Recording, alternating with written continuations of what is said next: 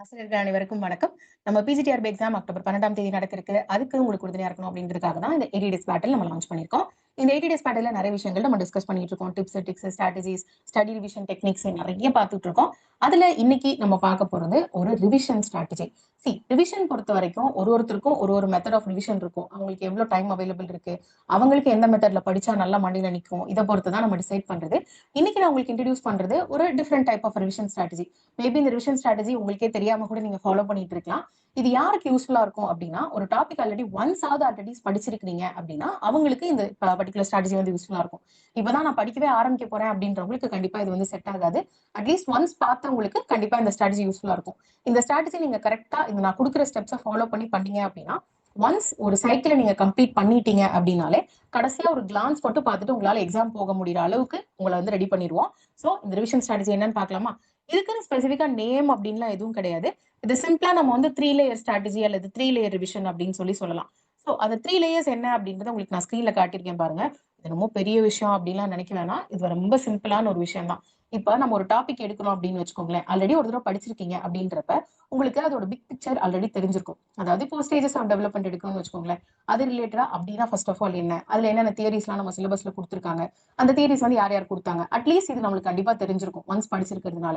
So அந்த overall பிக்சரை வந்து ஒரு கேதர் பண்ணிக்கிறது. நம்ம இதுதான் படிக்க போறோம் அப்படின்ற ஒரு ஓவரால் பிக்சர். ஃபர்ஸ்ட் ஒரு டாபிக் நீங்க எடுத்து ஒரு 5 நிமிஷம் மட்டும் ஸ்பெண்ட் பண்ணி இதெல்லாம் நம்ம இன்னைக்கு வந்து பார்க்க போறோம் அப்படின்ற ஒரு தெளிவை உருவாக்கிக்கிறது.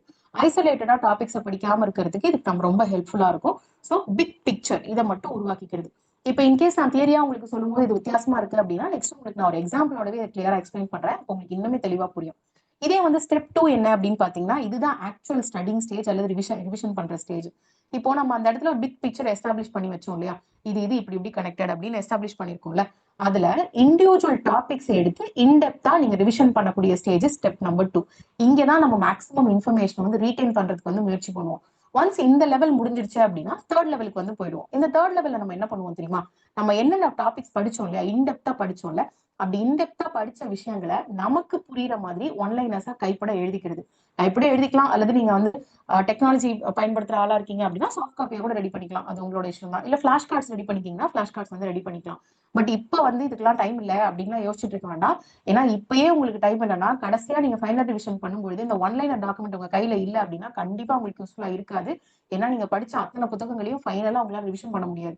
ஸோ இந்த ஒன்லைனருக்கு இம்பார்ட்டன்ஸ் கொடுங்க. நான் ஆல்ரெடி சம்மரி நோட்ஸ் வந்து உங்களுக்கு காட்டியிருக்கேன் எஜுகேஷன் சைக்காலஜில எப்படி இருக்கணும்னு சொல்லிட்டு. கண்டிப்பா அது ஒரு கிளான்ஸ் பாருங்க இன்கேஸ் அந்த வீடியோ நீங்க பார்க்கல அப்படின்னா. சரி, இப்ப நான் சொன்னது ஜஸ்ட் தியரியா மட்டும் சொல்லியிருக்கேன். இதை நான் உங்களுக்கு எக்ஸ்பிளைன் பண்றேன் ஒரு எக்ஸாம்பிள் சொல்லி. இப்ப நம்ம வந்து ஸ்டேஜஸ் ஆஃப் டெவலப்மெண்டே படிக்கிறோம் அப்படின்னு சொல்லிட்டு வச்சுக்கலாமே. சோ இப்போ நம்மளோட சிலபஸ் எடுத்தீங்க அப்படின்னா ஸ்டேஜஸ் ஆஃப் டெவலப்மெண்ட் நம்ம படிக்கிறோம் அப்படின்னா கண்டிப்பா நம்மளுக்கு growth versus டெவலப்மெண்ட் என்னன்னு தெரிஞ்சிருக்கணும். ஸ்டேஜஸ் ஆஃப் டெவலப்மெண்ட்னா பேசிக்ஸ் என்னன்னு தெரிஞ்சிருக்கணும். அதுக்கு கீழே நம்ம இருக்கக்கூடிய முக்கியமான தியரிஸ், அதுல ஒரு சில தியரிஸ் மட்டும் நான் இந்த இடத்துல சொல்றேன். இப்ப பிஏஜியோட காக்னிட்டிவ் தியரியா இருக்கலாம், அப்படின்னா எரிக் எரிக்சனோட சைக்கோசோஷியல் தியரியா இருக்கலாம். இதெல்லாம் நம்மளுக்கு வந்து ஆல்ரெடி இருக்குன்னு தெரியும் சிலபஸ்ல. அண்ட் நீங்க இதெல்லாம் ஒன்ஸ் படிச்சிருப்பீங்க அப்படின்னு சொல்லி நம்புறேன் பை திஸ் டைம். சோ இப்போ இது வந்து ஃபர்ஸ்ட் பிக்சர், பிக் பிக்சர் கொடுக்கக்கூடிய ஃபர்ஸ்ட் லெவல். இதே நீங்க செகண்ட் லெவலுக்கு வந்துட்டீங்க அப்படின்னா என்ன பண்ணுவீங்க? இப்போ நம்ம வந்து பிஜேயோட தியரியை படிக்கலாம்னு எடுத்துக்கலாம். பிஜேயோட காக்னிட்டிவ் டெவலப்மெண்ட் தியரி. சோ இந்த தியரி எடுத்தோம் அப்படின்னா இன்டெப்தா நீங்க படிக்கிறப்ப என்னென்னலாம் படிப்பீங்க? இதுல மொத்தமா 4 ஸ்டேஜஸ் இருக்கு. அந்த ஸ்டேஜஸோட பேர் என்ன? Sensory motor stage, pre operational stage, concrete operational, formal operational அப்படின்னு படிப்போமா? இது ஒன்னொன்னுக்குமான ஏஜ் குரூப் எவ்வளவு அப்படின்றத பார்ப்போமா? அதுக்கப்புறமா மெயினா அந்த பர்டிகுலர் ஏஜ் குரூப்ல பசங்க எந்த மாதிரியான காக்னிட்டிவ் டெவலப்மெண்ட்டை சந்திப்பாங்க, என்ன ஸ்டேஜை வந்து மீட் பண்ணுவாங்கன்றத பார்ப்போம். சோ இப்போ சென்சரி மோட்டார் ஸ்டேஜ் எடுத்தீங்க அப்படின்னா ஆப்ஜெக்ட் பர்மனன்ஸ்னா பசங்க வந்து கத்துப்பாங்க. அதுக்கப்புறம் ரிஃப்ளெக்ஸ் ஆக்ஷன்ஸ் இந்த இடத்துல தான் டெவலப் ஆக ஆரம்பிக்கும். இதே ப்ரீ ஆபரேஷனல் ஸ்டேஜ் எடுத்தோம் அப்படின்னா ஈகோ சென்ட்ரிசிசம், அவங்க தான் வந்து முக்கியம் அப்படின்னு நினைக்கிறது.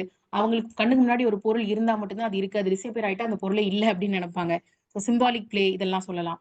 அண்ட் கான்கிரீட் ஆபரேஷனல் ஸ்டேஜ் எடுத்தீங்க அப்படின்னா கன்சர்வேஷன், கிளாசிபிகேஷன், சீரியேஷன் நிறைய கேரக்டரிஸ்டிக்ஸ் உண்டு. இதெல்லாம் இண்டிவிஜுவலி என்னன்னு நீங்க வந்து படிப்பீங்க. இப்போ நீங்க வந்து டாபிக் லெவல்ல இருக்கும்போது படிப்பீங்கன்னு சொல்றதை விட ரிவிஷன் வந்து பண்ணுவீங்க, சின்ஸ் நீங்க ஆல்ரெடி படிச்சிட்டீங்க அப்படின்றதுனால. கடைசியா ஃபார்மல் ஆபரேஷனல் ஸ்டேஜ் வரும். ஸோ இதுல அப்ஸ்ட்ராக்ட் திங்கிங், இது வந்து அடலசன்ட் பிள்ளைங்களுக்கு உள்ளது. So abstract thinking, hypothetical reasoning, அவங்கள பத்தி அவங்களே புரிஞ்சுக்கக்கூடிய எபிலிட்டி இதெல்லாம் வந்து டெவலப் ஆக ஆரம்பிக்கும். ஸோ இப்படி செகண்ட் ஸ்டெப்ல நீங்க இருக்கும்பொழுது இன்டெப்தா அந்த ஒரு பர்டிகுலர் டாபிக்கை வந்து நம்ம படிக்கணும். ஓகேங்களா? படிக்கணும் இல்ல ரிவைஸ் பண்ணும் depending on what stage you are on. இப்போ சரி, தேர்ட் லெவல் என்ன தெரியுமா பண்ணோம்? இதுதான் ரொம்ப ரொம்ப முக்கியமான ஸ்டேஜ். ஏன்னா எல்லாருமே மேக்ஸிமம் இந்த செகண்ட் லெவல்ல பண்ணிடுவாங்க. ஏன்னா அதுதான் படிக்கிறதே இல்லையா? பட் என்ன மிஸ்டேக் நடந்துரும் அப்படின்னா நிறைய படிச்சு ஃபைனலா எதை எங்க படிச்சோன்றதுலயே கன்ஃபியூஷன் ஆயிடும். ஸோ அந்த கன்ஃபியூஷன் நம்மளுக்கு வரக்கூடாது அப்படின்றதுக்காக தான் இந்த ஸ்டெப் 3 வந்து நம்ம ஆட் பண்றோம். One liner level. One liner level அப்படின்றது என்னன்னா ரொம்ப சிம்பிள். இப்ப நம்ம அந்த பியாஜியோட தியரி படிச்சோம்ல, அதே தியரிய ரொம்ப ரொம்ப சுருக்கமா உங்களுக்கு புரிஞ்சா மட்டும் போதுன்ற விதத்துல எழுதி வச்சுக்கிறது. எக்ஸாம்பிள் சொல்லவா? இப்ப எப்படி எழுதுவீங்கன்னா, பியாஜே is equal to cognitive development, SM பிராக்கெட்ல 0 to 2 ஆப்ஜெக்ட் பெர்மனன்ஸ். இந்த மாதிரி எஸ்எம்னா என்ன, ஒன்றும் இல்லை, சென்சரி மோட்டார் ஸ்டேஜ், அவ்வளவுதான். பிஓ ப்ரீ ஆபரேஷனல் ஸ்டேஜா, ஸோ பிஓ அப்படின்னு ஷார்ட்டா எழுதிக்கிட்டு 2 to 7 years egocentrism, symbolic play பக்கத்துல ஏதாவது ஒரு சின்ன மிக்கி மவுஸ் மாதிரி கிறுக்கி வச்சுக்கிட்டீங்க அப்படின்னா உங்களுக்கு ஈஸியா ஞாபகத்துல இருக்கும். அதே மாதிரி தான் CO 7 to 11 கன்சர்வேஷன், கிளாசிபிகேஷன், சீரியேஷன், இந்த 3 வார்த்தை மட்டும் எழுதி வச்சுக்கலாம். கடைசியா வந்து formal operational level 11+, abstract, hypothetical reasoning. இவ்வளவுதான். இந்த ஒரு தியரியோட மொத்த கண்டென்ட்டையே உங்க கைப்பட சிம்பிள் ஒன்லைனர்ஸா எழுதிட்டீங்க அப்படின்னா ஃபைனலா நீங்க எக்ஸாமுக்கு போறதுக்கு முன்னாடி இதை ஒரு தடவை சும்மா ஒரு கிளான்ஸ் எடுத்து பாத்தீங்கன்னாலே உங்களோட மெமரி வந்து ட்ரிகர் ஆகும். ஃபுல்லா எல்லாத்தையும் படிச்சுட்டு உட்காந்துருந்தோம் அப்படின்னா எது எங்க படிச்சோம், இதுக்கு எந்த இயர் வரும்ன்றதுலேயே பயங்கர கன்ஃபியூஷன் ஆயிடுவீங்க.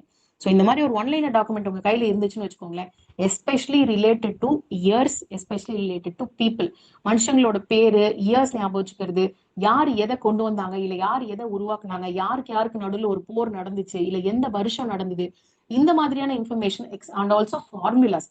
பிசிக்ஸ் மேத்ஸ் டிபார்ட்மெண்ட்ஸ்க்கு ஃபார்முலாஸ் அடிக்கடி மறந்துடக்கூடிய விஷயங்கள், அதெல்லாம் நீங்க ஒன்லைனரா போட்டு வச்சுக்கிட்டீங்கன்னு வச்சுக்கோங்களேன், உங்களை நீங்களே தேங்க் பண்ணுவீங்க ஃபைனல் ரிவிஷன் நீங்க பண்ணிக்கிட்டு இருக்கும்போது. ஸோ எஸ், இதுதான் வந்து 3 லேயர் ஸ்ட்ராட்டஜி. இந்த 3 லேயர் ஸ்ட்ராட்டஜியை வந்து ஃபர்ஸ்ட் டைம் நீங்க பண்ணும்போது உங்களுக்கு கஷ்டமா இருக்க மாதிரி தோணலாம் ஒரு டாபிக்கு பண்ணும்போது. பட் ஒன்ஸ் ஒரு டாபிக்கு பண்ணி நீங்க பழகிட்டீங்க அப்படின்னு வச்சுக்கோங்களேன், உங்களால இந்த மெத்தடை விட்டு கொடுக்கவே முடியாது. நீங்க திரும்ப திரும்ப வந்து பண்ண பயங்கர ஸ்ட்ராங்கா உங்க மெமரியில போய் கண்டென்ட் வந்து உட்காந்துரும். அண்ட் இந்த ஒன்லைனர் டாக்குமெண்ட் இருக்குல்ல, அதுக்கு ரொம்ப ரொம்ப யூஸ்ஃபுல்லா இருக்கும். ஃபைனலா நீங்க வந்து அட்டன் பண்றப்ப ஞாபகம் வச்சுக்கோங்க, மறந்துடாதீங்க. எஸ்பெஷலி நிறைய டைம் வந்து நான் படிச்சுக்கிட்டே இருக்கிற மாதிரி எனக்கு ஃபீல் ஆகுது, ஆனா படிக்க மறந்துட்டே போகுது அப்படின்னு இருக்கவங்களுக்கு இந்த மெத்தட் ரொம்பவே யூஸ்ஃபுல்லா இருக்கும். ஸோ இந்த மெத்தடை கரெக்டா ஃபாலோ பண்ணி பாருங்க.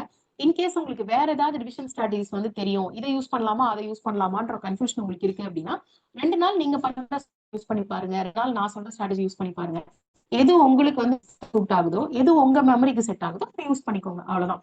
எக்ஸ்பெரிமெண்டேஷன் பண்றதுல எந்த ஒரு தப்புமே வந்து கிடையாது. அல்டிமேட்லி நம்ம படிச்சுட்டு தான் இருக்க போறோம், டைம்லாம் வேஸ்ட் பண்ண போறது கிடையாது. ஸோ இந்த மெத்தட் ட்ரை பண்ணி பாருங்க, எப்படி இருக்குன்னு நீங்க கமெண்ட் செக்ஷன்ல மென்ஷன் பண்ணுங்க.